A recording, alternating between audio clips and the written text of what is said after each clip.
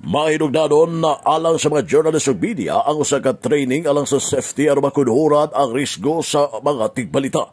Kinagipadayag ni Miss Rowena Paraan ang sa Asian Institute of Journalism and Communication tubong sa mga training di pala madugay nga gipahigayon dito sa Cagayan de Oro. Ngay lagi pasugdahan sa mga hitsabao ang pagkunhod sa hulga sa kinabuhi sa media nga o media practitioner nga ginaatubag sa mga tigbalita panahon nga naa kini sa field o bisan sila mga trabaho o bisan sa mga online nga mga journalist ang gipangharas diya sa online o dahinaot kini nga doon ay mga follow-up pa nga mga training alang sa mga trainers.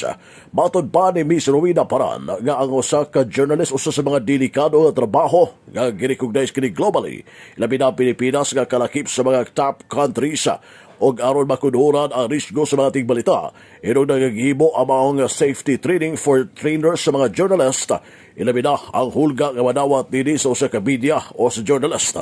Malampuso na mga training sa mga journalist tungod sa kaikang sa mga participants. Ilabi na ang mga trainers nga gikan sa mga nagkalaing nga dapita kay di ba masuta ang ilang confidence sa matag participants sa paghatag o pag-deliver sa mga pagbansay alang sa mga journalist.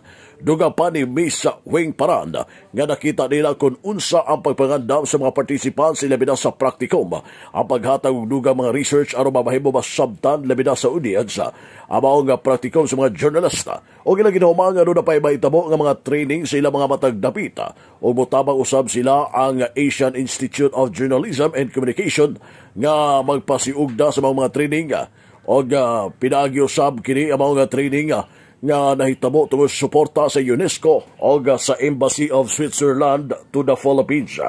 Naginaot kini si Miss Wing Paraan nga importante sa training ang maong mamahimong localize ang maong training sa safety journalist. Ilabi na kung mga participants na sa radio sa broadcast kung unsa ang mga risk o risgo nga dili mo sangpot sa kamatayon sa media practitioner tungod lamang sa iyang trabaho.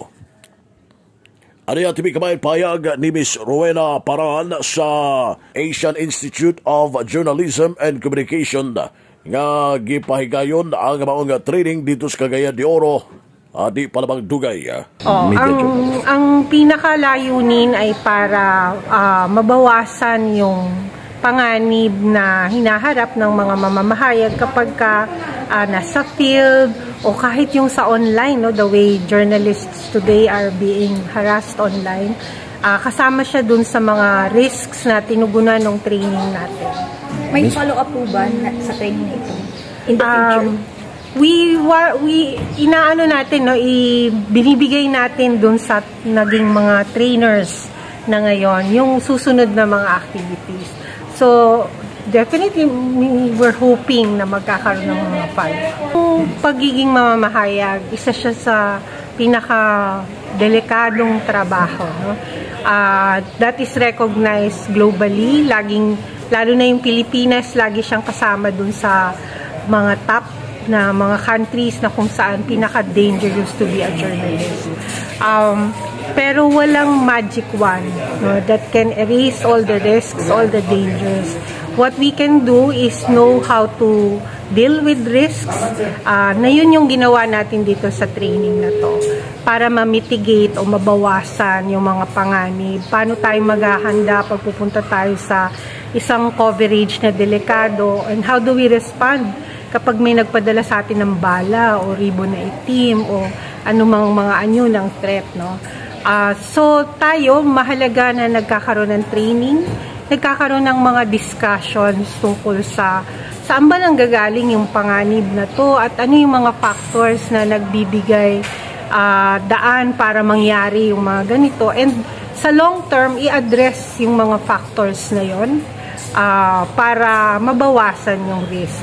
Trainings definitely help para malaman natin how do we respond in the immediate to the threats that we receive. Ang tibig kamayos payag ni Miss Rowena Paraan nagikan sa Asian Institute of Journalism and Communication. Alang sa DX Dini sa Radyo Gampana, Radio Siman, W. Manuel Rodgelio Jr. Danag sa Nagbayan.